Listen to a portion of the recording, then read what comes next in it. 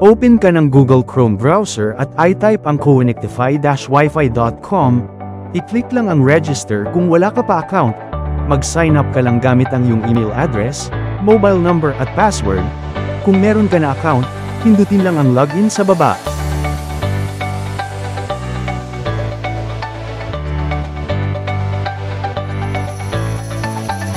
Pag nasa dashboard ka na, i-click ang link sa taas ang sabi ay download. Pumili ng system na gusto mo ay install. Meron tayo available for MikroTik and Omode system.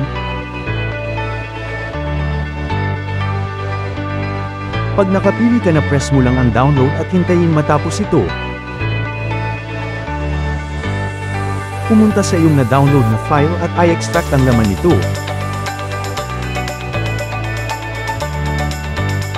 Sa loob ng folder makikita mo ang flash download tool. Open mo at hanapin ang file na flashdownloadtool.x, right-click mo then run as administrator. Select sa chip type ang ESP32, at sa work mode ay select ang develop, press OK.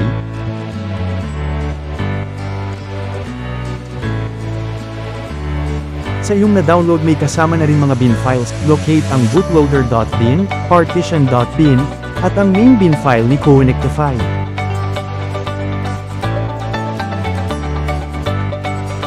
Siguraduhin na i-type sa box ang mga sumusunod: 0x1000, 0x8000, 0x10,000, SPI speed section. Select ang 40 MHz. Sa SPI mode naman ay DIO, siguraduhin din na naka-check ang Do Not Change bin.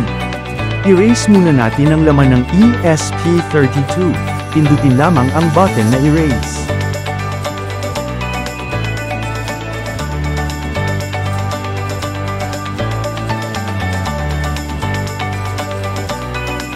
Pwede mo na simulan ang pag-flash ng ESP32. Click lamang ang button na Start at hintayang matapos.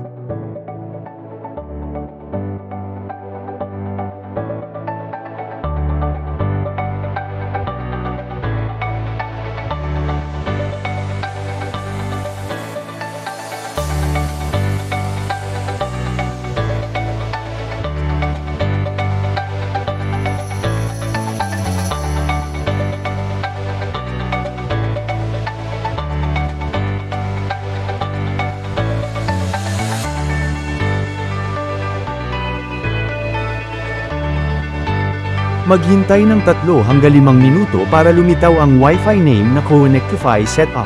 Gamit ang iyong cellphone o laptop na may Wi-Fi. Pumunta sa settings ng Wi-Fi at hanapin at mag-join sa Connectify Setup. Hintayin ang pop-up browser, pero kung wala, open mo ang Google Chrome browser sa iyong cellphone, at ilagay sa address bar ang 192.168.4.1. Piliin ang SSID kung saan mo i-connect ang Connectify system. Para sa iyong seguridad, palitan mo ang default admin username at password. Ilagay mo na rin ang mga credentials ng MikroTik mo gaya ng IP address, username at password. Kung meron ka na license, pwede mo na rin ilagay sa license box. Huwag kalimutan copy ang MAC address ng device. Pindutin mo lang ang button na Save at hintayin mag-reboot ang system ng 3 hanggang 5 minuto.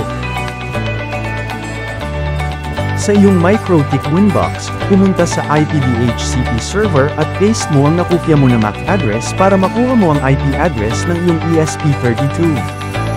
Pindutin mo ang Make Static button para di magpaiba-iba ang IP address ng ESP32. Kopyahin mo ang IP address nito at mamaya gagamitin natin sa script ni MikroTik.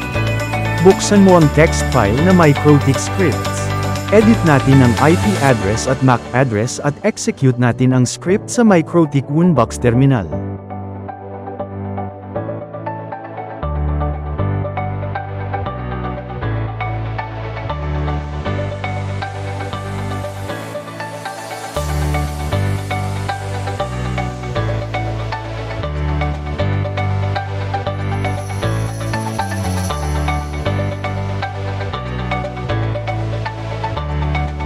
Copy and paste lang ng na-edit na script.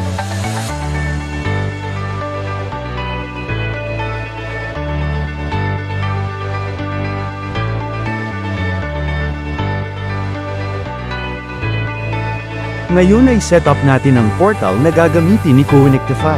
Pumunta lang sa na-download mo na zip file at hanapin ang folder na MikroTik Portal. Sa config, JS file edit mo ito gamit ang notepad at palitan mo ang IP address ng ESP32. Dito ka rin pwede mag-set ng mga rates ng Wi-Fi mo. Pwede mo bawasan ang mga rates basta delete lang per line ang mga rates at huwag kalimutan tanggalin ang comma sa last na rate.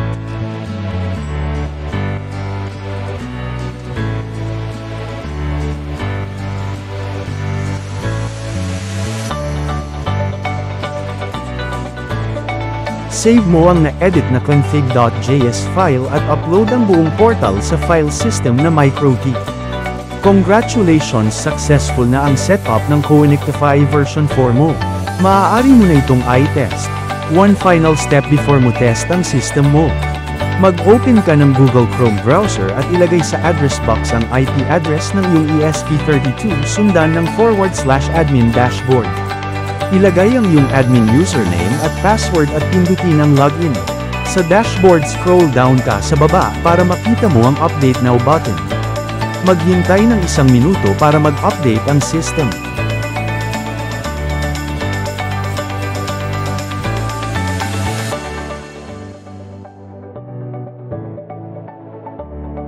Malalaman mo na successful ang update pag nakita mo na sa baba ng dashboard ang salitang "Your device is up to date." Pwede ka rin magpalit ng license sa settings page. Pagkapalit mo ng license, pwede mo nang recheck ang license kung valid ba ito o hindi. Pumunta lang sa dashboard at press ang recheck button. If valid ang license mo, kusa ito mag-activate.